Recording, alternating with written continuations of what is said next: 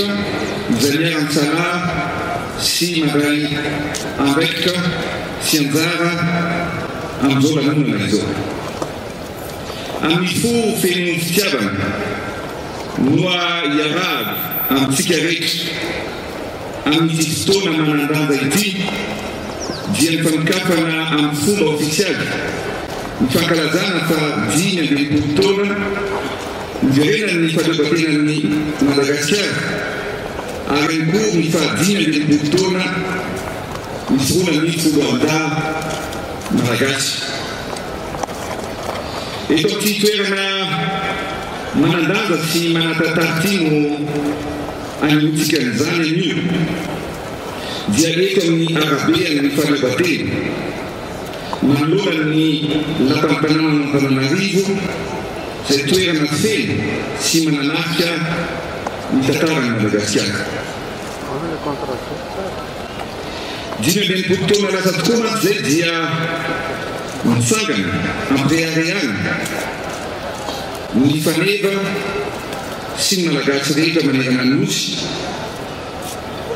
Manangana avo izany fanevam-pirenena izany miara-miompo ny fanometanana ary manao velirano fa ity sy anohy any Madagasikara amin'ny fo, amin'ny saina, amin'ny asa rehetra izay atao. Miredareda ao am-potsika ny ambom-pirenena sy ny fitiavan-tanindrazana ary androantsika dia manome asina ny hepo sy ny fikelezana iny naseho an'itorazantsika miady ho amin'ny fahaleovan-tena an'ity Madagasikara manaratsika ity. Ary ao anatin'izao fankalazana ny fa 5 taona niverena ny fahaleovan-tena izao dia nisafidy ny lohahevitra mifandraika amin'ny tanjona tratrarina ho an'i Madagasikara isika ary izay miraikitra ao am-po sy mitepo ao am-pony malagasy tsirairay avy. Iany hoe ny fitiavan-tanindrazana mitarika fandrosoana. Ny fitiavan-tanindrazana mitarika fandrosoana. Teny mifono hevitra lalina izany. Fanehoana ny fototry ny sotoavina, ny soionolana, ny fototry ny fiandrianam-pirenena ary indrindra fototry ny fanantenana. Io aloha-hevitra io no mibaiko antsika rehetra mandritra ny fankalazana manontolo izay tanterahana, fitiavana, tanindrazana, fandrosoana. Izany no teny filamatra ny Repoblika faha-efatra izay novelontsika ao anatin'ny tarikhevitra lehibe izay nitsabontsika manokana amin'ity fankalazana ity taona ity. Ny asa fampandrosoana ny firenena tokoa mantsy dia mitaky fandavan-tena fa indrindra fitiavan-tanindrazana. Izany no manosika antsika rehetra hanao ny tsara, hanajany lalàna ary fanometanana mba hahafahantsika miara-manoro sy manangana firenena vanona sy mandroso. Ny fitiavan-tanindrazana dia mila mariana ao anatin'ny asa sy ny zavatra rehetra ataontsika na amin'ny fiainantsika andavanandro na amin'ny asa izay ho ataontsika na amin'ny asa fanasoavana sy ny asa soa izay mety ho ataontsika tsirairay avy.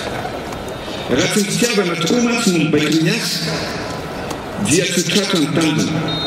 Ary raha tsy ny tanindrazana noa lahara-pameana dia tsisy mihitsy fivoarana.